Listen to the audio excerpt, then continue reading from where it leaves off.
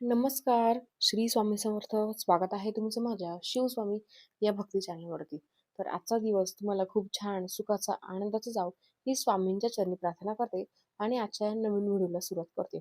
तर पहा, लवकरच 2026 या नवीन वर्षाला सुरुवात होणार आहे आणि यंदा 2026 मध्ये अधिक मास म्हणजेच धोंड्याचा महिना आलेला आहे. धोंड्याचा महिना हा भगवान विष्णूंना समर्पित असून तो महिना अत्यंत पवित्र आणि शुभ मानला जातो. या अधिक मासाला धोंड्याचा महिना, ज्याला पुरुषोत्तम मास असे देखील म्हणतात. आपल्या हिंदू धर्मामध्ये प्रत्येक महिना आणि प्रत्येक तिथीला एक असं विशेष महत्त्व असतं आणि यंदा 2026 मध्ये एक अतिरिक्त महिना आहे जो दर 3 वर्षातून एकदा येतो आणि अधिक मास हा महिना अतिशय शुभ मानला जातो. या महिन्यात आध्यात्मिक उपासना भक्तीसाठी एक आदर्श काळ मानला जातो. सांगितल्याप्रमाणे हा महिना भगवान विष्णूंना समर्पित आहे आणि देवतेकडून आशीर्वाद प्राप्त करून घेण्यासाठी विविध धार्मिक विधी देखील या महिन्यात केले जातात.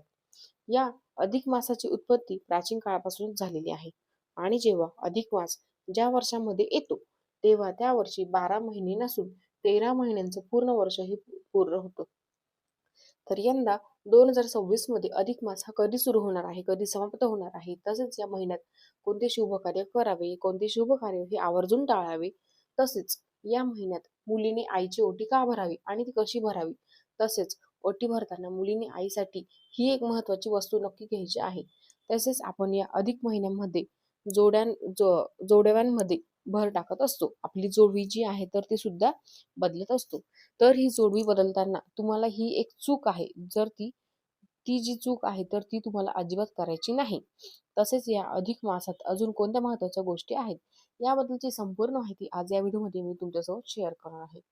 तर व्हिडिओ स्किप न करता शेवटपर्यंत नक्की पहा. चॅनलवरती नवीन असाल तर सबस्क्राईब करा आणि असेच माहितीपूर्व नवनवीन व्हिडिओ पाहण्यासाठी बेल आयकॉनलाही प्रेस करा. म्हणजे जेव्हा कधी मी नवीन व्हिडिओ अपलोड करेल त्याचं नोटिफिकेशन सर्वात अगोदर तुम्हाला भेटेल आणि तुम्ही माझा एकही व्हिडिओ मिस करू शकणार नाही. तर आता बघूया. 2026 मध्ये अधिक मास हा 17 मे 2026 या दिवसापासून सुरू होणार आहे आणि समाप्ती 15 जून 2026 या दिवशी अधिक मासाची समाप्ती होणार आहे. आणि अधिक मास हा दरवर्षी येत नाही तर साधारणतः दर 3 वर्षांनी हा येत असतो. हा संपूर्ण महिना भगवान श्री हरी विष्णू यांना समर्पित आहे आणि या महिन्यात जास्तीत जास्त भगवान श्री हरी विष्णू यांना श्री हरी विष्णूंची उपासना केली जाते. अधिक मास हा संपूर्ण महिना शुभ कार्यासाठी खूप खास मानला जातो. या महिन्यात दान, जप, तप, व्रत आणि धार्मिक ग्रंथांचे पठण केल्याने आपल्याला अनेक पटीने पुण्य मिळते. अधिक मास म्हणजे ज्योतिष आणि खगोलशास्त्राचे कारण आहे. आपले हिंदू कॅलेंडर हे चंद्र आणि सौर अशा 2 पद्धतीने चालते.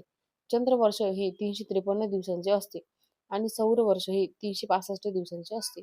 या 2 वर्षांमध्ये सुमारे 11 दिवसांचा फरक पडतो आणि हा फरक भरून काढण्यासाठी प्रत्येक 3 वर्षांनी अधिक महिना हा जोडला जाते. म्हणून याला अधिक मास असे म्हणतात. आणि या अधिक महिन्याला कोणताही स्वामी नसल्याने भगवान श्री हरी विष्णूंनी त्या महिन्याला आपले स्वतःचे नाव देऊन पुरुषोत्तम केले आहे आणि त्याचे महत्त्व जे आहे ते दुप्पटीने वाढवले आहे. म्हणून या महिन्यामध्ये जास्तीत जास्त भगवान विष्णूंची सेवा, उपासना, व्रत हे केली जातात. आता धोंडा म्हणजे दगड आणि पूर्वी या महिन्यात कोणतेही शुभ कार्य किंवा विधी जे आहे तर ते केले जात नव्हते. त्यामुळे हा महिना धोंड्यासारखा निरुपयोगी मानला जात होता. या महिन्यामध्ये फक्त जावयाला धोंडा खाऊ घालण्याची प्रथा होती. या महिन्यात आपल्या जावयाला अनारसे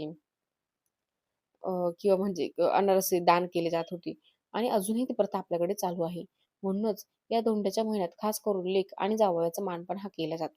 जर आपण अधिक मासात जावयाचा मानपान केला आणि जर जावयाला उत्तम आरोग्य, ऐश्वर्य, संपत्ती ही प्राप्त होते.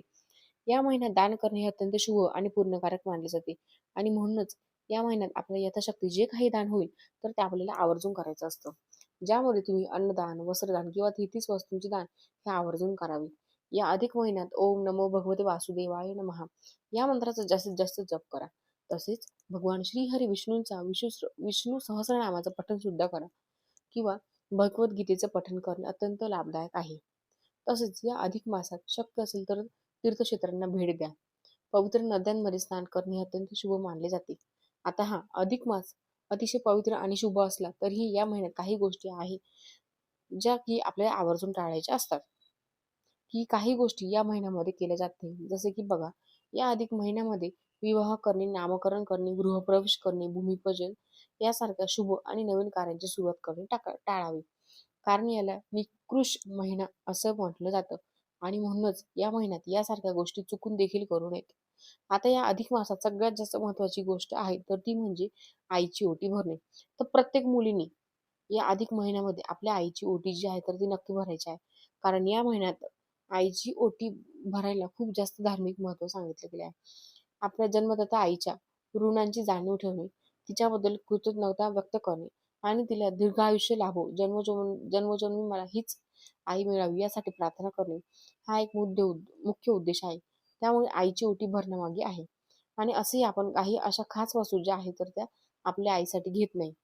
या उलट प्रत्येक आई आपल्या मुलीसाठीच काही ना काही करत असते. म्हणूनच तिचे ऋण फेडण्यासाठी तुम्हाला अधिक महिन्यामध्ये आईची ओटी आहे तर ती आवर्जून भरायची आहे.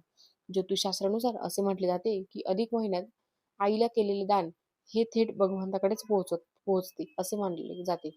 आता या अधिक महिन्यात आईची ओटी कोणत्याही दिवशी भरावी तर पहा, अधिक महिना सुरू झाल्यापासून ते अधिक महिना संपेपर्यंत तुम्ही कोणत्याही दिवशी आईची ओटी भरू शकतात.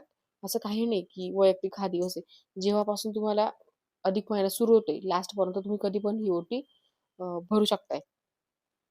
तर परंतु तुम्हाला शक्य असेल तर या अधिक महिन्यामध्ये तुम्ही आईची ओटी मंगळवारी किंवा शुक्रवारी भरण्याचा जास्तीत जास्त प्रयत्न करा.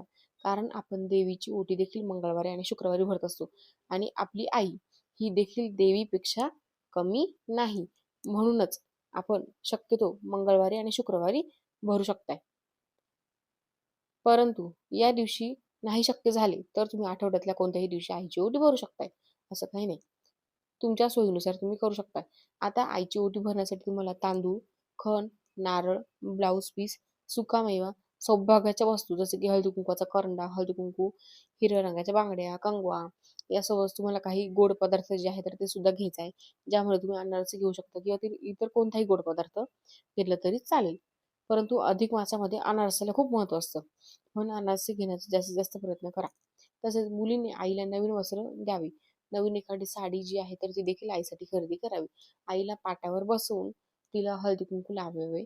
नंतर आईच्या साडीच्या पदरावर तुम्हाला नारळ, खण, तांदूळ आणि इतर वस्तू ओटी ठेवून आईची ओटी भरायची आहे. ओटी भरताना आईला 33 पदार्थ जसे की 33 अनारसे किंवा 33 रुपये किंवा 33 फळे ही आवर्जून द्यावी. यानंतर आईचा नमस्कार करून आईच्या आरोग्यासाठी, सुखी आयुष्यासाठी मनापासून प्रार्थना करायची आहे. आता बऱ्याच महिलांना प्रश्न पडतो, की आईची ओटी ही फक्त विवाहित मुलगीच भरू शकते का? तर पहा, अविवाहित मुलगी सुद्धा आपल्या आईची ओटी भरू शकते. या महिन्यामध्ये भरू शकतो. आता या अधिक महिन्यामध्ये अशी एक वस्तू आहे, जी तुम्हाला आपल्या आईसाठी घ्यायची आहे. तर ती म्हणजे हिरव्या रंगाच्या बांगड्या. तर बघा, तुम्ही आईला हिरव्या रंगाच्या बांगड्या ज्या आहेत, तर त्या आवर्जून घ्यायच्या आहेत. आणि जर तुम्हाला त्या हिरव्या रंगाच्या बांगड्या देणं शक्य झालं नाही, तर बांगड्या भरण्यासाठी तुम्ही ₹100 का होईना, नक्की आईला बांगड्या भरण्यासाठी द्यायच्या आहेत. कारण या अधिक महिन्यामध्ये आईला हिरव्या रंगाच्या बांगड्या भरणं हे खूप शुभ मानलं जातं आणि प्रत्येक मुलीने आईसाठी ही एक महत्त्वाची वस्तू जी आहे ती आहे ती नक्की घ्यायची आहे. या अधिक महिन्यात स्त्रिया आपली जोडवी बदलतात. जी जुनी जोडवी असतात त्यामध्ये भर टाकतात किंवा नवीन जोडवी जी आहे तर ती सुद्धा खरेदी करत असतात. आणि या अधिक महिन्यामध्ये जोडवी बदलणे किंवा जोड्यामध्ये भर हे खूप शुभ मानलं जातं. पायात जोडवी हे सौभाग्याचं प्रतीक आहे. सोळ शृंगाराचा भाग आहे आणि देवी लक्ष्मीला प्रसन्न करणारी मानले जाते. आणि म्हणूनच मंगळसूत्रानंतर सगळ्यात महत्त्वाचा अलंकार येतो तो म्हणजे आपल्या पायात असणारी जोडवी. सौभाग्यवती स्त्रियांनी पायात जोडवी घातल्याने जीवनात सुख समृद्धी येते. स्त्रियांनी पायाच्या बोटात जोडवी घातल्याने पती पत्नींचे नाते मजबूत होते. तसेच देवी लक्ष्मी प्रसन्न होऊन त्या घरात सुख शांती समृद्धी नांदत असते आणि नकारात्मकता देखील दूर होते असे धार्मिक शास्त्रात सांगितले आहे. परंतु जोडवी घालताना आपल्या पायामध्ये नेहमी चांदीची जोडवी असावी. जरी तुमच्याकडे भरपूर पैसा असेल आणि तुम्ही सोन्याची जोडवी खरेदी करू शकता, इतकी तुमची ऐपत असेल, तरीही सोन्याची जोडवी आहे तर ती पायामध्ये कधीच घालू नये, असे आपल्या शास्त्रात सांगितले आहे. कारण सोने हे लक्ष्मीचं प्रतीक आहे आणि हे ते पायात अशुभ मानलं जातं. कारण जेव्हा आपण जोडवी आपल्या पायामध्ये घालतो, तेव्हा आपल्या बोटांच्या आपल्या जोडवीचा संबंध हा जमिनीशी येत असतो आणि मग कुठेतरी लक्ष्मीचा अपमान होतो. म्हणून पायामध्ये कधीही सोन्याची जोडवी आयतं घातली जात नाही. आणि चांदी हा धातू आहे. त्यामुळे नेहमी पायामध्ये चांदीची जोडवी घालावी. जेव्हा आपण पायामध्ये चांदीची जोडवी घालतो तेव्हा शरीरातील ऊर्जेचा समतोल हा कायम व्यवस्थितपणे राखला जातो. तसेच आपल्यामध्ये जी काही नकारात्मक ऊर्जा आहे तर ती सुद्धा जोडवी हा आकर्षित करत असतो आणि आपल्यामधील सर्व नकारात्मक ऊर्जा ही नष्ट होते. या नकारात्मक ऊर्जेसोबतच आपल्यामध्ये असणारी जी काही उष्णता आहे तर ती सुद्धा नियंत्रित ठेवण्याचं काम जोडवी करतात. म्हणूनच तुम्हाला चुकूनही या महिन्यामध्ये जोडी बदलताना चांदीऐवजी सोन्याची जोडी आहे तर ती खरेदी करायची नाही. या महिन्यामध्ये शुक्रवारी आणि गुरुवारी जोडवी बदलणे अत्यंत शुभ आहे आणि शक्य असेल तर जोडवी आईकडून करून घ्यायचे आहेत. म्हणजे बघा असं म्हटलं जातं की अधिक मासामध्ये जसे आपण आईची ओटी भरतो तसेच आईने सुद्धा आपल्या मुलीच्या जोड्यामध्ये भर टाकावी, मुलीला नवीन जोडवी करून द्यावी असं म्हटलं जातं.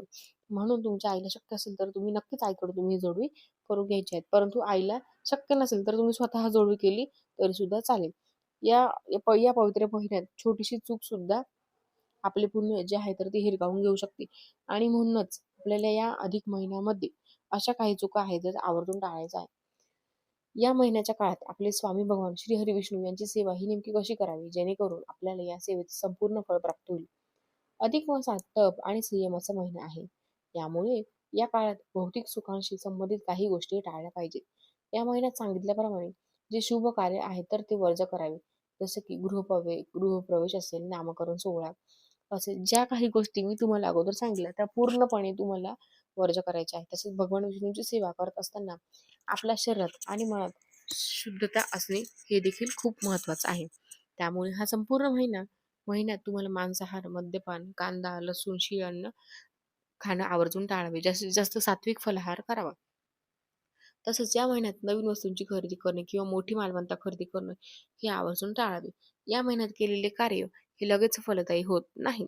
त्यामुळे केलेले व्रत वैकल्य करून चालत नाही.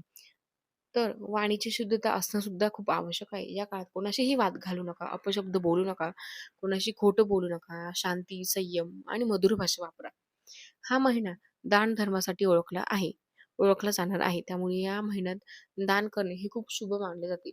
आपल्या क्षमतेनुसार अन्नदान, वस्त्रदान, कमीत कमी 33 वस्तूंचे दान हे नक्की करा.